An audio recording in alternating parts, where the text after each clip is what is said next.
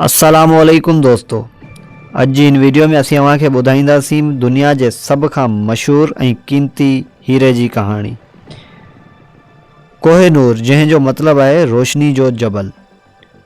Kohinoor hero Hindustan जे गोलकंडा वारे इलाइक़े मां मिलियो हो, जेको अॼु हैदराबाद ॾखण जे वेझो आहे। तारीख़दान मूजिबि ही हीरो लॻभॻि 13वीं सदी में दरियाफ़्त थियो। उन वक़्तु हिंदुस्तान दुनिया में हीरनि जो सभ खां वॾो मर्कज़ हो ऐं कोहिनूर पंहिंजी चमक ऐं साइज़ सबबि सभिनी खां अलॻि सुञातो वियो। कोहिनूर सभ खां पहिरीं दिल्ली जे सुल्ताननि वटि रहियो। पोइ मुख़्तलिफ़ जंगियुनि ऐं फ़तहनि दौरान ही हीरो हिकु हुक्मरान खां ॿिए हुक्मरान ताईं मुंतक़िल थींदो रहियो। 1526 ईस्वी में जॾहिं ज़हीरुद्दीन बाबर हिंदुस्तान ते कब्ज़ो कयो, तॾहिं कोहिनूर मुग़ल बादशाहनि जे ख़ज़ाने में शामिल थियो। मुग़ल बादशाह शाहजहान जॾहिं शानदार तख़्त ताउस तयारु करायो, तॾहिं कोहिनूर खे उन तख़्त में लॻायो वियो हो।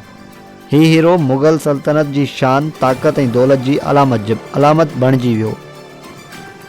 उन खां पोइ 1739 ईस्वी में ईरान जे बादशाह नादिर शाह दिल्ली ते हमिलो कयो। हुन मुग़लनि खां तख़्त ताउस ऐं हीरा खसे वरिता। जॾहिं नादिर शाह हिन हीरे खे ॾिठो त हू हैरान थी चयाईं, हीउ त कोहिनूर आहे। उन ॾींहं खां हिन हीरे जो नालो कोहिनूर पइजी वियो। नादिर शाह जे क़त्ल खां पोइ कोहिनूर अफ़गानिस्तान जे हुक्मराननि वटि पहुतो।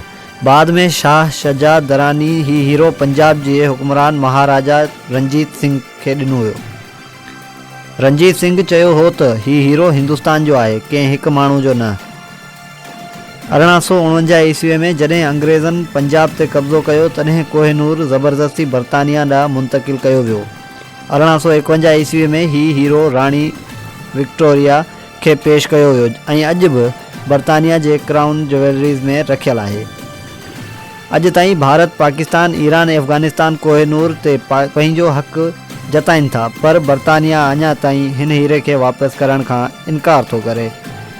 कोहिनूर सिर्फ़ु हिकु हीरो न आहे, हीअ ताक़त, लालच, जंग ऐं तारीख़ी नाइंसाफ़ियनि जी अलामत आहे।